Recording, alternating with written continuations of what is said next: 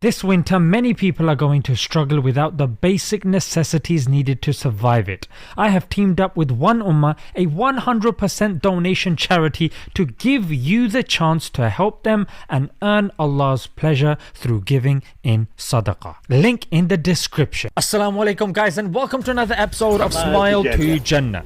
Grooming gangs. Yeah, if you're in the da'wah or you've been giving da'wah or talking about Islam with non-Muslims, this term typically tends to come up because the right wing, the far right, have hijacked this term and linked it to Asians and then linked it further to Islam. Yeah, you've got certain people, I don't want to dignify them by mentioning their names, but again, they're trying to make it seem like it's a Muslim issue or at the very least, a race issue. However, of course, if you have been following my channel, you know, and you're equipped to deal with this nonsense, frankly. I mean, here's a Guardian article admitting that a Home Office report concluded that it is not an Asian problem. They've admitted that it's a white problem. Yeah, it's majority people that are white, but when you paint it out to be an Asian problem, when it finally happens, for example, you can see this bit of news that a police officer was involved in grooming.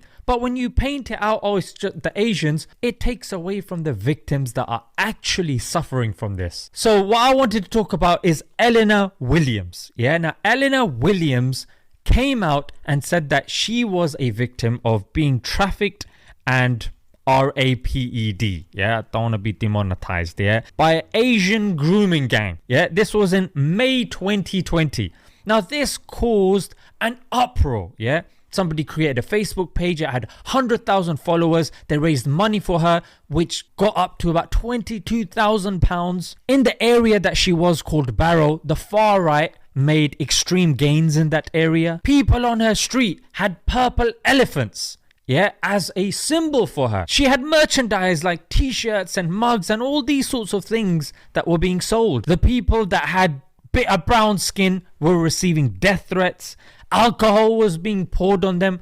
Doctors in surgeries were being abused. Yeah, some people had to move out the area. Some had to move colleges, frankly. But it has emerged that the injuries that we saw were self-inflicted. Yes, she did it to herself using something called a claw hammer, which she bought from Tesco, mate.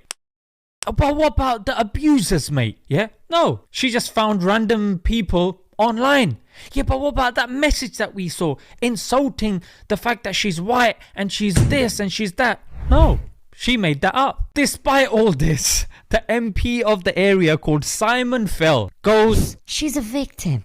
Oh, poor girl. She's a victim and she needs our support. What about the other people, mate? I swear there was this one guy who received like 500 death threats. There's one guy whose marriage broke. People that were living in fear in that area. The race divide that it created. What about that? No.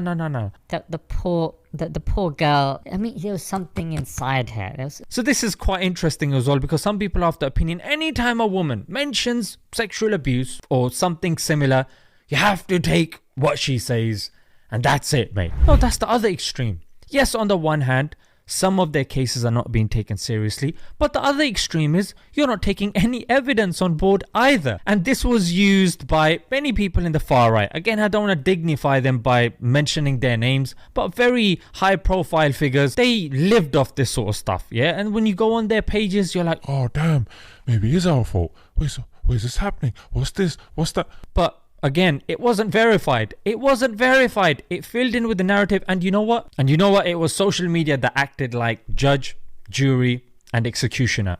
All in one, mate. I had to talk about this, guys, because it's these sorts of stories that get buried under the carpet. And when somebody asks us and alleges, oh, you're Muslim, yeah? What about this and what about that? You have to keep these examples in your brain, in your mind.